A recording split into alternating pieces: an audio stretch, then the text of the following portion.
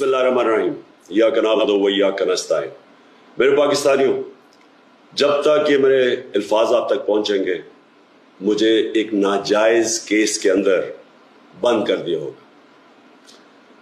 इससे एक चीज आप सबको वाज़े हो जानी चाहिए कि पाकिस्तान में जो फंडामेंटल राइट्स हैं, जो हमारे आइन हमें हुकूक देता है, जो जमहूरियत है, वो दफन हो चुकी है।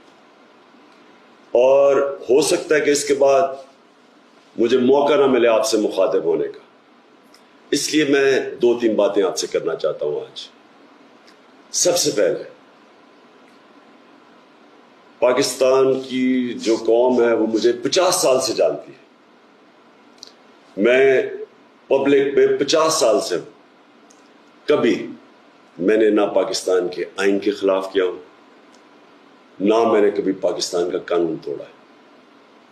और मेरी हमेशा, जब से सियासत में आया, मेरी हमेशा कोशिश हुई कि मैं जो भी अपनी जद्दोजहद करूं वो पुरअमन करूं, आइन जो मुझे हक देता है पुरअमन एहतजाज का, उसके बीच में रह के करूं। आज ये जो किया जा रहा है, ये इसलिए नहीं किया जा रहा कि मैंने कोई कानून तोड़ा है, ये सिर्फ इसलिए किया जा रहा है कि ये चाहते हैं कि मैं जो हकीकी आज़ादी की तहरीक है इससे पीछे हटूं।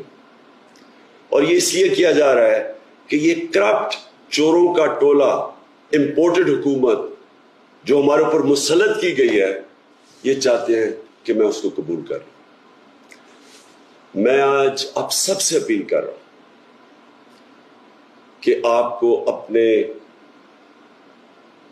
हकूक के लिए, अपनी हकीकी आज़ादी के लिए सबको निकलना पड़ेगा।